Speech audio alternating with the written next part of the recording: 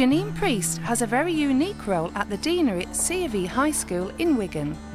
She's the Student Support Manager in charge of 8 learning support assistants who work with SEN pupils out of the school's purpose-built support centre. Just how does Janine manage this innovative and multifaceted role and still find the time to offer the personal touch to pupils and parents alike? 10 years ago I started working in administration, which was approximately 5 hours a week. Then a position came available as in-class support teacher. I worked there for approximately 4 or 5 years and then started to go back to college and do some extra courses, which then supported me to work with children on a one-to-one basis or group work situation. From that I then went on to further education to do foundation degree in teaching and learning, and a position came available during that time as senior teaching assistant. I took the position on for about 12 months and then our SENCO left to do other things, so a position came available within school. At present my working week is split between the SENCO role, one-to-one teaching, group work teaching, supporting staff, senior leadership team, speaking to parents, administration, which is all the legal side. I test students and refer them on to outside agencies. We created this new post because we believed it would bring together the role of SENCO with the day-to-day management of the learning support assistants and the overall view of developing curriculum materials and providing a full service for pupils with learning difficulties of one sort or another. It is unusual, and I believe we're the only one in the area, but the role that she has does require her to spend quite a bit of time either outside school or meeting with people in the student support centre rather than being actually in the classroom as a teacher. So it actually is far more effective to have what I call an associate staff member in the role of the student support manager. Merging the roles of SENCO and senior teaching assistant to create a whole new managerial position is very unusual, but staff at the Deanery have found numerous benefits in doing so. The advantages to our school of me being a non-teaching SENCO is the time. I'm not required to teach lessons, so the responsibilities are different. Also, our teaching assistants, I have been in their role, so I know exactly what it's like to be a teaching assistant and how to support them if there is a problem. It makes a difference having a non-teaching SENCO, a big difference. I've seen it from both sides. I've worked with a teaching SENCO and a non-teaching SENCO, and Janine just seems to have more time to spend with the children on the special needs register. She concentrates the whole time to those children, so I think it's a great idea. Yeah. Janine isn't totally devoted just to the educational side of what her job entails. Because she's a non-teaching SENCO, she sees it as a whole, and a whole holistic approach to the children. Plus the fact she's not getting tied up with teaching schedules, marking, setting homework, thinking about exams. She understands the children more because she spent time herself being a learning support assistant in her early career. So progressing up the line, she's seen both sides. Since Janine took the position of student support manager, the whole direction of special needs in the school has changed, from how the LSAs work to where they work, right down to changing their name from special needs to student support. A year ago, the school converted 2 classrooms into a fully functioning department for the student support team, comprising of an information technology suite, sensory support services, which is run by an outside agency, a kitchen which doubles as a staff room and life skills room, a large teaching room and an office. The design, basically from myself, I put down on paper what I wanted. Then it went to SLT and then they went to the governors, and then the builders came in and said yes or no what we could have. Having our own department has worked really well. I mean, we have been in the situation where we had an office, come meeting room, come teaching room, just all in one little tiny space, whereas now it's unbelievable.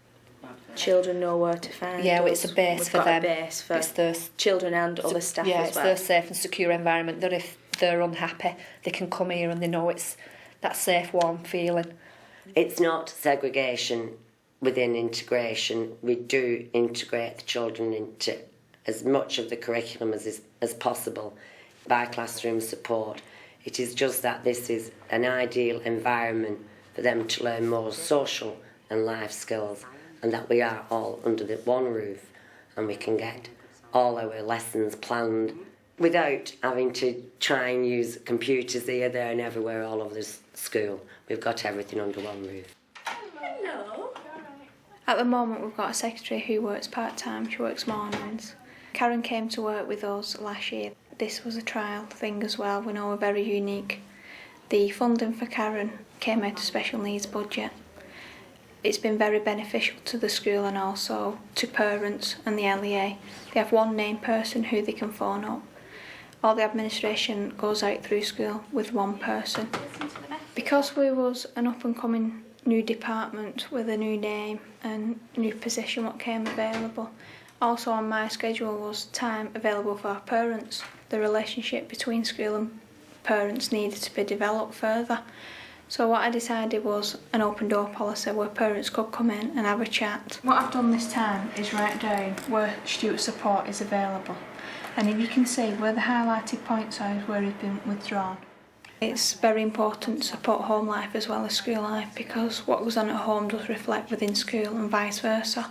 So many of our students have a communications book where parents will know what's gone on throughout the day for their child. I've done it. Brilliant that. You've worked really hard today. Shall I write in this book and tell Mum? Yeah, of course you can. Okay. So, English. Stu worked really hard. It's very important, we feel, because this is the way forward for us within school and it's a way forward for parents. When Stuart comes home from school at the end of the day and we ask him what kind of day he's had, we usually get a one-word answer like, fine. Is everything okay? Yes. Have you had a good day? Yes. So it's very helpful that the teaching assistants put messages in his diary. So we get information about the kind of homework he has and the kind of information that they need back from us. Jeanine herself, again, is very easy to talk to. Sixth form as well. What I want to do is set up a meeting with Dr. Umra, who's head of sixth form. Dr. Rummery. Yeah.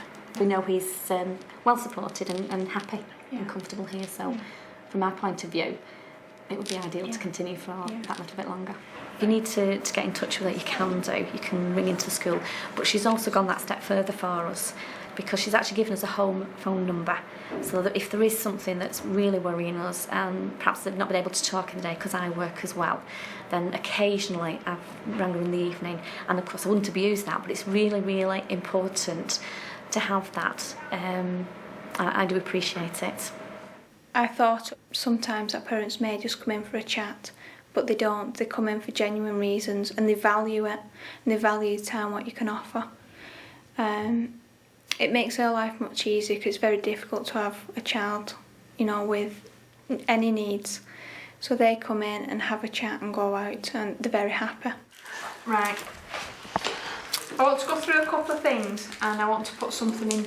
I want to ask your opinion. Ooh. Right, of something as well, because it will affect us all. I think Janine's a very forward-thinking manager. She's always up for new ideas, and she will try new ideas. She will discuss it with her staff. She will discuss the new ideas with the pupils as well.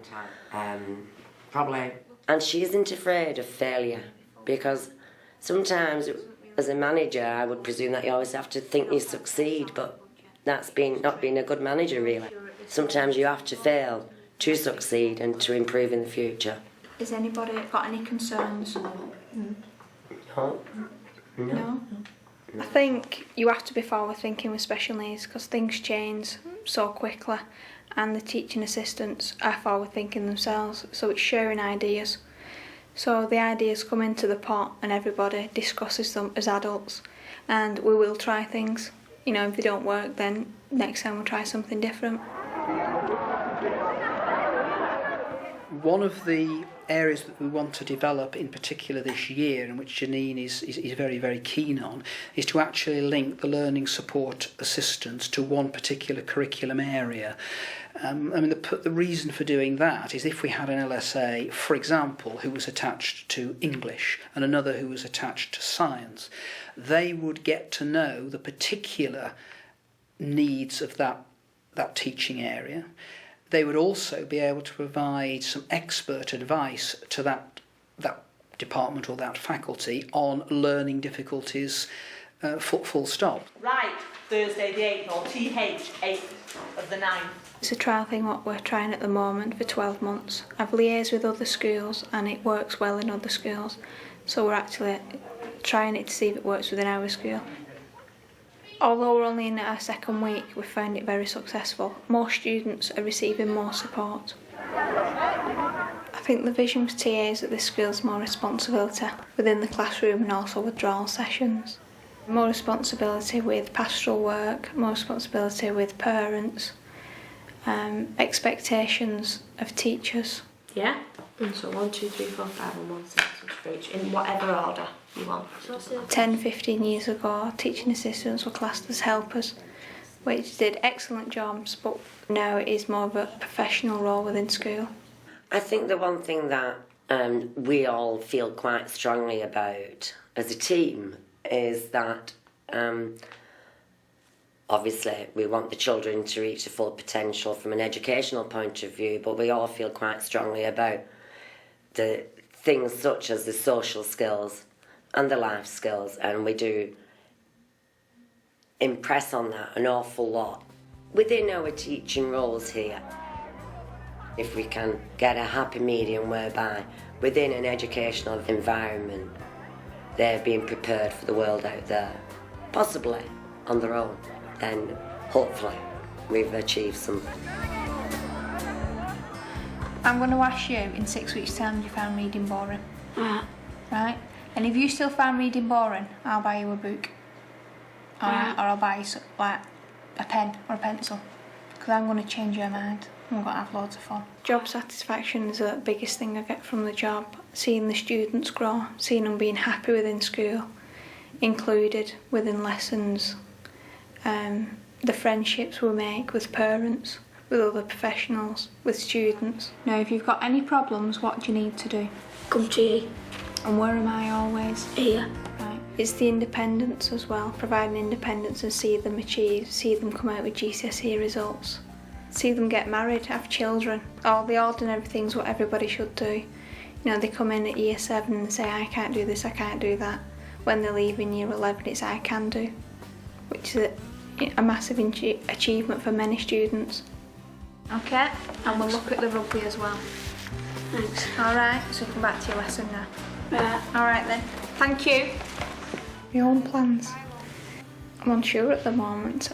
I'd like to stay within this school setting for as long as possible to foresee what I've been working with, to change the role of the teaching assistant within our school first. I've just applied for a BA Honours in Inclusive Learning, so maybe in 12 months my views will be different. Come on.